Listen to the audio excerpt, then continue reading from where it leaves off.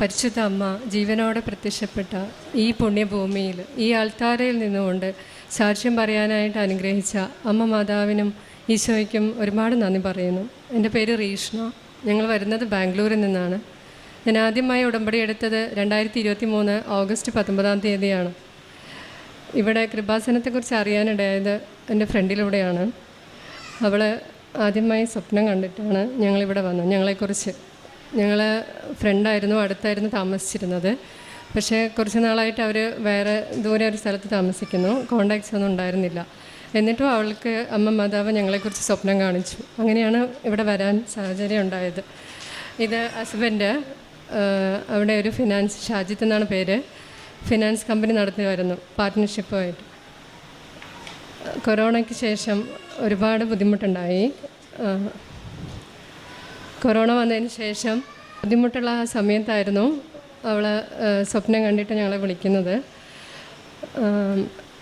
ബുദ്ധിമുട്ടുള്ള ആ സമയത്ത് ഒന്നുകിൽ ആത്മഹത്യ ചെയ്യണം, അല്ലെങ്കിൽ നാട് വിട്ട് പോകണമെന്നായിരുന്നു തോന്നിയിട്ടുണ്ടായിരുന്നു. ഒരുപാട് ബുദ്ധിമുട്ടായിരുന്നു. ആ സമയത്ത് അവൾ വിളിച്ചു പറഞ്ഞു, ദൂരെ എവിടെയോ സ്ഥലത്ത് ഇങ്ങനെ ഇരിക്കുന്നതായിട്ട് കാണുന്നു. മാതാവ് അവളെ ഹസ്ബൻഡിനെ അനുഗ്രഹിക്കുന്നതായിട്ടാണ് അവൾ കാണുന്നത്. അതിനുശേഷമാണ് ഞങ്ങൾ ഉടമ്പടി എടുക്കാനായിട്ട് ഞങ്ങൾക്കിവിടെ ബസ് ടിക്കറ്റൊക്കെ ബുക്ക് ചെയ്ത് തന്ന അവളാണ്. വരാനുള്ള പൈസയെല്ലാം തന്ന് ഞങ്ങളെ ഇങ്ങോട്ട് അയച്ചത് അവൾ തന്നെയാണ്. അങ്ങനെ വന്നിട്ടാണ് ഞാൻ ആദ്യമായിട്ട് ഉടമ്പടി എടുക്കുന്നത്. ആ കാര്യങ്ങളെല്ലാം ഹസ്ബൻഡ് പറയുന്നതായിരിക്കും. മാതാവിനും തിരുവുമാരും ഒരായിരം നന്ദി. ജീവിതത്തിലെ ഏറ്റവും വലിയൊരു ക്രിട്ടിക്കൽ സ്റ്റേജിലായിരുന്നു. ഭാര്യ പറഞ്ഞതുപോലെ നമ്മളൊരു ഫാമിലി ഫ്രണ്ട്, അതായത് ഞാൻ അനുഭവിക്കുന്ന മാനസിക സംഘർഷങ്ങൾ അതുപോലെ തന്നെ അവർ സ്വപ്നത്തിൽ കാണുകയും ഞങ്ങളെ വിളിച്ച്, അവർക്ക് സംശയമായിരുന്നു ഞങ്ങളിങ്ങനെ പ്രശ്നങ്ങൾ അനുഭവിക്കുന്നുണ്ടോ ഇല്ലേ എന്നുള്ള കാര്യങ്ങൾ. ഞാൻ രാത്രി 1 മണിക്ക് 2 മണിക്ക് എഴുന്നേറ്റിരിക്കുന്ന അവസ്ഥയായിരുന്നു. സാമ്പത്തികമായി തകർന്നപ്പം 25 വർഷത്തെ ഞങ്ങളുടെ സമ്പാദ്യങ്ങളെല്ലാം ആ കൊറോണയ്ക്ക് ശേഷമുള്ള സാമ്പത്തിക പ്രശ്നത്തെ നഷ്ടപ്പെട്ടു. അതിനുശേഷം എന്നെക്കൊണ്ടത് തീർക്കാൻ പറ്റാത്ത രീതിയിലുള്ള കമ്മിറ്റ്മെൻറ്റുകൾ എനിക്ക് വന്നു. അപ്പോൾ എന്ത് ചെയ്യുമെന്ന് ആലോചിച്ചിരിക്കുന്ന അവസ്ഥകളായിരുന്നു. ഞാൻ എന്ത് ചെയ്യും, മുന്നോട്ടുള്ള എൻ്റെ ഭാവിയെക്കുറിച്ചും എനിക്ക് ചിന്തിക്കുമ്പം ഒരു ഉത്തരവും കിട്ടുന്നില്ല. എങ്ങനെ ബാധ്യതകൾ തീർക്കും, എനിക്ക് കൊടുക്കാനുള്ളവരുടെ കുറേ പൈസകൾ ഞാൻ ബാധ്യതകളുണ്ടായിരുന്നു. അവരോട് എന്ത് ആൻസർ പറയുമെന്ന് അറിയാൻ പറ്റാത്ത അവസ്ഥകളായിരുന്നു. ആ സമയത്തായിരുന്നു മാതാവിനെക്കുറിച്ച് ഞങ്ങളുടെ ഫാമിലി ഫ്രണ്ട് പറയുന്നതും അവർക്ക് സ്വപ്നത്തിൽ എൻ്റെ അവസ്ഥ കാണുന്നതും അവർ മാതാവിനെ ഞങ്ങൾ അനുഗ്രഹിക്കുന്നതായിട്ട് അവർ സ്വപ്നത്തിൽ കാണുകയും ഞങ്ങൾക്ക് ഇങ്ങോട്ടുള്ള ടിക്കറ്റ് ബുക്ക് ചെയ്തെന്ന് ഞങ്ങളിവിടെ വന്നു. ആദ്യം ഉടമ്പടി എടുത്തതിന് ശേഷങ്ങളിൽ ഞങ്ങളുടെ മാറ്റങ്ങൾ ഞങ്ങൾ വന്നു തുടങ്ങി. പ്രതീക്ഷിക്കാത്ത രീതിയിലുള്ള മാറ്റങ്ങൾ ഞങ്ങളുടെ ജീവിതത്തിൽ വന്നു തുടങ്ങി. അതിനുശേഷം ഞങ്ങൾ ആദ്യത്തെ ജപമാല റാലിയിൽ പങ്കെടുത്തു. ജപമാലയ്ക്ക് ശേഷം എനിക്ക് ഇൻകം ടാക്സിൽ നിന്ന് കുറച്ച് എമൗണ്ടുകൾ വരാറുണ്ടായിരുന്നു. ആ എമൗണ്ട് ഒരു രീതിയിലും കിട്ടാൻ സാധ്യതയില്ലായിരുന്നു. അച്ഛനെ കണ്ട് പ്രാർത്ഥിച്ചു. അച്ഛൻ കാശുരൂപം തന്ന് അനുഗ്രഹിച്ചു. ഈ കാശുരൂപം കൊണ്ട് ഞാൻ ഇൻകം ടാക്സ് ഓഫീസിൽ പോയി സംസാരിച്ചു. എങ്ങനെയാണെന്നറിയില്ല, ഒരു ഇൻകം ടാക്സ് ഓഫീസർ ഒരിക്കലും ഒരു കസ്റ്റമറോട് പെരുമാറുന്ന രീതിയിലായിരുന്നില്ല എന്നുള്ള അവരുടെ സമീപനം. ഇത്രയും ഹൃദ്യമായിട്ടും എൻ്റെ കാര്യത്തിൽ അവർ പേഴ്സണലായിട്ട് ഇടപെട്ടുകൊണ്ട് അവരുടെ പേഴ്സണൽ മൊബൈലിൽ നിന്ന് ഹയർ അതോറിറ്റിക്ക് സംസാരിക്കുകയും എനിക്ക് കിട്ടാൻ ഒരു രീതിയിലും അത് കിട്ടാൻ പറ്റാത്തൊരു എമൗണ്ട് എനിക്ക് മാതാവിൻ്റെ അനുഗ്രഹത്താൽ, മാതാവിൻ്റെ അവർക്ക് തോന്നിച്ചാന്നറിയില്ല, എന്നാലും ആ രീതിയിൽ അവരെനിക്ക് സപ്പോർട്ട് ചെയ്തുകൊണ്ട് അത്രയും എമൗണ്ടുകൾ എനിക്ക് ഒരു 90% എമൗണ്ട് അതിൽ തിരിച്ച് കിട്ടി. അത് വലിയൊരു അനുഗ്രഹമായിരുന്നു, വലിയൊരു മിറാക്കിളായിരുന്നു അത്. അതിനുശേഷം എനിക്ക് സാമ്പത്തിക സ്ഥാപനം മുന്നോട്ട് കൊണ്ടുപോകാനുള്ള താല്പര്യം എനിക്കുണ്ടായിരുന്നില്ല. അതുവരെ കമ്പനിയുടെ 70% ഉത്തരവാദിത്വം എൻ്റെ തലയായിരുന്നതുകൊണ്ട് എൻ്റെ പാർട്ട്നേഴ്സ് ഒഴിവാക്കില്ല എന്ന് എനിക്കറിയാമായിരുന്നു. എന്നിരുന്നാലും ഞാൻ മാതാവിനെ വിളിച്ച് പ്രാർത്ഥിച്ചു. എനിക്ക് ഈ സ്ഥാപനം നടത്തി പോകാൻ താല്പര്യമില്ല, എൻ്റെ പാർട്ട്നേഴ്സ് അത് ഏറ്റെടുക്കട്ടെ. അങ്ങനെ ഇതും ഒരു മിറാക്കിൾ തന്നെയായിരുന്നു. അവരും എന്നെ അത് എത്രയും പെട്ടെന്ന് എന്നെ ലീഗലായിട്ട് ഇപ്പം ഞങ്ങൾ കഴിഞ്ഞ നവംബറിൽ എന്നെ ലീഗലായിട്ട് അവർ കമ്പനിയിൽ നിന്ന് ഒഴിവാക്കി തന്നു. ബാധ്യതകൾ ഇനിയും കുറച്ചുകൊണ്ട് ഞാൻ ഏറ്റെടുക്കുക, അത് കൊടുത്തു തീർക്കാൻ എനിക്ക് പറ്റും. ആ ഒരു കോൺഫിഡൻസ് ലെവലിലേക്ക് എന്നെ എത്തിച്ചതും മാതാവ് തന്നെയാണ്. ഇപ്പം കമ്പനിയിൽ നിന്ന് ലീഗലായി ഞാൻ ഒഴിവായി. ഇനി മറ്റു കാര്യങ്ങൾ മാത്രമേ കുറച്ച് ബാധ്യതകൾ മാത്രമേ ഉള്ളൂ, അതും തീർക്കാൻ പറ്റും. എല്ലാം മാതാവിൻ്റെ അനുഗ്രഹം കൊണ്ട് മാത്രമാണ് ഞങ്ങൾക്ക് ഇത്രയും സംഭവിച്ചത്. ജീവിതത്തിൽ അതുപോലെ കൊച്ചു നിറയെ അനുഗ്രഹങ്ങൾ ഞങ്ങളുടെ ജീവിതത്തിലുണ്ടായിട്ടുണ്ട്. ചില അപകടങ്ങളിൽ നിന്നും പല പ്രാവശ്യം ഞങ്ങൾ രക്ഷപ്പെട്ടതും കാര്യങ്ങളൊക്കെ. അത്യാവശ്യം മദ്യപാനശീലം ഉണ്ടായിരുന്ന എന്നെ ഇപ്പം പൂർണ്ണമായിട്ടും മദ്യപാനശീലം ഒഴിവായി. ഇപ്പോൾ സന്തോഷമായ ജീവിതം നയിച്ചുകൊണ്ട് പോകുന്നു. ബാധ്യതകളുണ്ടെങ്കിലും വലിയൊരു ആ ടെൻഷൻ ഉണ്ടായിരുന്ന അനുഭവിച്ച ടെൻഷൻ കാര്യങ്ങളൊക്കെ ഒരു 90% ഇപ്പം ക്ലിയർ ആയിക്കൊണ്ടിരിക്കുകയാണ്. കമ്പനിയിൽ നിന്ന് ലീഗലായിട്ട് ഒഴിവാകാൻ പറ്റി. പക്ഷേ ഒരു 8 മാസക്കാലം ജോലിയൊന്നും ഇല്ലാതെ നടന്നിരുന്നു.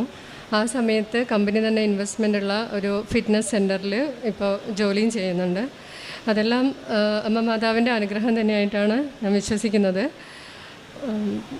പിന്നെ പ്രേക്ഷിത പ്രവർത്തനമായിട്ട് ഞാനിവിടുന്ന് കൊണ്ടുപോകുന്ന പത്രം അവിടെ ഞങ്ങൾ ബാംഗ്ലൂരിലാണ്. അപ്പം അവിടെയുള്ള പള്ളികളിലും ഹോസ്പിറ്റലൊക്കെ കൊണ്ടുപോയി അവരുടെ അടുത്ത് എല്ലാവരുടെ അടുത്തും ഞങ്ങളുടെ എക്സ്പീരിയൻസൊക്കെ പറഞ്ഞ് അമ്മയുടെ അനുഗ്രഹങ്ങളൊക്കെ എങ്ങനെയാണെന്നൊക്കെ പറഞ്ഞിട്ടാണ് കൊടുക്കുന്നത്. കുറേ പേരൊക്കെ ആദ്യം പറഞ്ഞതുപോലെ ഒത്തിരി പേര് വേണ്ടാന്നൊക്കെ പറഞ്ഞു പോയിട്ടുണ്ട്. പക്ഷെ അതിലും ആദ്യമൊക്കെ വിഷമമുണ്ടായിരുന്നു. പിന്നെ കുഴപ്പമില്ല ഇതായി. അത് ഒത്തിരി പേര് സന്തോഷത്തോടെ വാങ്ങിയിട്ടുണ്ട്. കൂടുതലും ചോദിക്കും അവരുടെ ഫ്രണ്ട്സിന് എല്ലാവർക്കും കൊടുക്കാനൊക്കെ വേണ്ടിയിട്ട്. കാരുണ്യ പ്രവർത്തനമായിട്ട് എല്ലാ വിധത്തിലും സാമ്പത്തികം അല്ലാത്ത രീതിയിലും ഞങ്ങൾ ആർക്ക് എന്തൊക്കെ സഹായങ്ങൾ വേണമെങ്കിലൊക്കെ ചെയ്യാറുണ്ട്. അവിടെയുള്ള ഒരു ഓൾഡ് ഏജ് ഹോമുണ്ട്, അവിടെ പോയി അവർക്ക് എന്തെങ്കിലും ഫുഡൊക്കെ അങ്ങനെ വാങ്ങിച്ചു കൊടുക്കും. അതല്ലാതെ മക്കളുടെ ബർത്ത്ഡേ ഒക്കെ വരുന്ന സമയത്ത് അവിടെ എന്തെങ്കിലും ഭക്ഷണം അങ്ങനെ ഉണ്ടാക്കി കൊടുക്കാറുണ്ട്. അവിടെ ചെന്നിട്ടാണ് ഞങ്ങൾ, അല്ലാത്ത വലിയ സെലിബ്രേഷനൊന്നും ഞങ്ങൾ ചെയ്യാറില്ല വീട്ടിൽ. പിന്നെ വേറെ അവിടെ രോഗികളൊക്കെ ആയിട്ടുള്ളവർക്ക് ഫുഡ് കൊടുക്കുന്ന ഒരു സ്ഥലമുണ്ട്. അവിടെ ഞങ്ങളാൽ കഴിയുന്ന പൈസ കൊടുക്കും. ബർത്ത്ഡേ വരുന്നത് അല്ലെങ്കിൽ ഞങ്ങളുടെ ജീവിതത്തിൽ എന്തെങ്കിലും നല്ല ദിവസങ്ങളൊക്കെ വരുന്ന സമയത്ത് ഞങ്ങളാൽ സെലിബ്രേറ്റ് ചെയ്യാതെ അവിടെയൊക്കെയാണ് പോയിട്ടാണ് ചെയ്യുന്നത്. ഇന്നത്തെ ഒരു അനുഗ്രഹം എന്ന് പറഞ്ഞാൽ ഇന്ന് ഞങ്ങൾക്ക് വലിയൊരു അനുഗ്രഹം കിട്ടിയിട്ടുണ്ടായിരുന്നു. കാരണം ഞങ്ങൾ സാധാരണ ട്രെയിനിലാണ് വരുന്നത്. പക്ഷേ ഞങ്ങൾക്ക് മോളുടെ ഹോൾ ടിക്കറ്റ്, മോൾ 10th പഠിക്കുന്നത്. അപ്പം മോളുടെ ഹോൾ ടിക്കറ്റ് കിട്ടിയതിന് ശേഷമാണ് ബുക്ക് ചെയ്യാൻ പറ്റുന്നുണ്ടായിരുന്നുള്ളൂ. ട്രെയിന് കിട്ടിയില്ല. അപ്പോൾ ബസ്സിന് ബുക്ക് ചെയ്തു.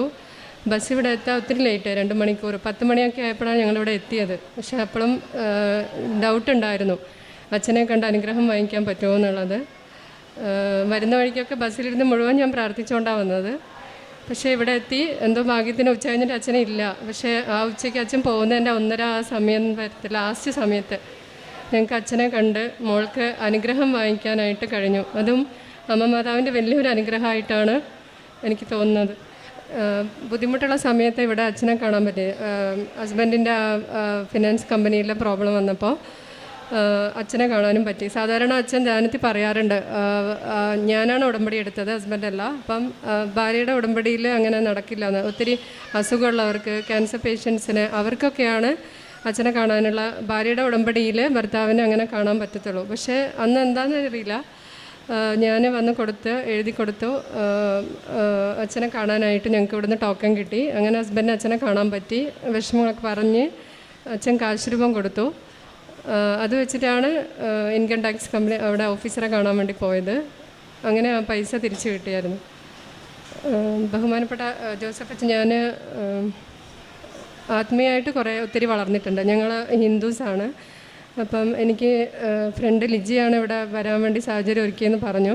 അവൾ തന്നെ എനിക്ക് ജപമാല കൊണ്ടുതന്നു, ബൈബിള് കൊണ്ടുതന്നായിരുന്നു.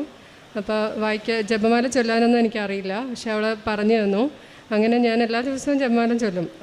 എപ്പോഴും എവിടെയെങ്കിലും പോയി, അങ്ങനെ പുറത്തൊക്കെ പോയി ലേറ്റ് ആവുകയാണെങ്കിൽ തന്നെയും ഉറങ്ങുന്നതിന് മുമ്പേ ജപമാല ചൊല്ലി ബൈബിളൊക്കെ വായിച്ച് കഴിഞ്ഞിട്ട് കിടക്കാറുള്ളൂ. ബൈബിൾ വായിക്കാൻ എനിക്ക് ബൈബിൾ കൊണ്ട് എവിടെയും പോകാൻ പറ്റിയിട്ടുണ്ടായിരുന്നെങ്കിൽ ഞാൻ ഫോണിലെങ്കിലും ബൈബിൾ വേർഡ്സ് വായിക്കും. അങ്ങനെയൊക്കെ ഒത്തിരി വളരാനായിട്ട് സാധിച്ചിട്ടുണ്ട്.